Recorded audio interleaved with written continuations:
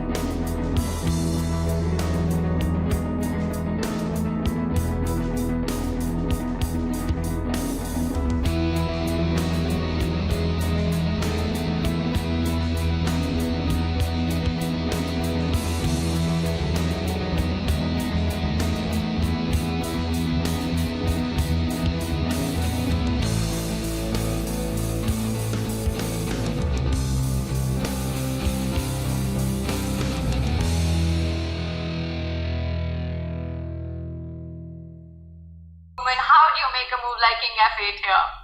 Well, I mean, probably this move isn't that difficult because after all it's forced, yeah? You play the move or you design. If the tactics with bishop f5 doesn't work, you know, then it's all, and now f takes g6. The big question is, do you take, yeah, now black can take on e6, and any check on the f file will be met by bishop f5, and g7 check will be met by king g8 back. So is it so simple, Peter? After queen f3, bishop f5, queen h5? Oh, g1 rook is hanging. g1 rook is hanging, of course. That's a big tempo, and besides also the e5 pawn is hanging, and that would be a fantastic tempo for black. Wow, I mean... And look at Jan, he's stretching away, he knows he's close to it. Meanwhile, Sergei Karyakin, we are being told, we're getting an update that he lost his game against Shakhriyar Mamedyarov, so the gamble of going into that opening really worked for him.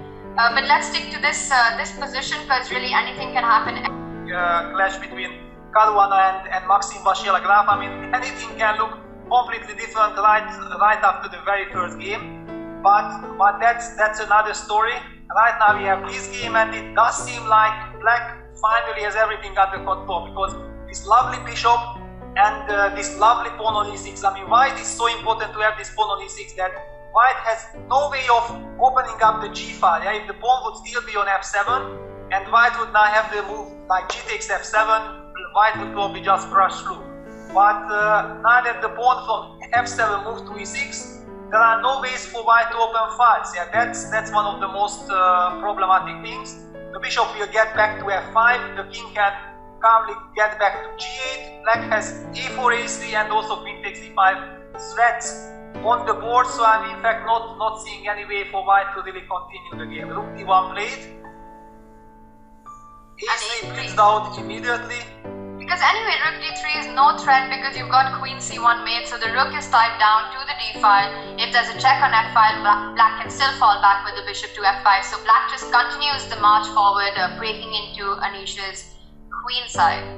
Yeah, so white probably will have to play queen f3 check, but then bishop f5, and then if you have to go for this terrible endgame with queen a3, then just hopelessly lost. And unfortunately, a takes b2, Peter, now is a checkmate threat, so you don't have time to bring in your queen with h5 anymore.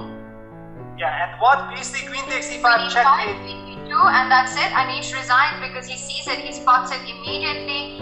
And with that, Jan Nepomniachtchi has done what no player has done so far in the tournament. He is the first player to beat Anish Giri in the Magnus Invitational so far. Yeah, and winning 2 games with the black pieces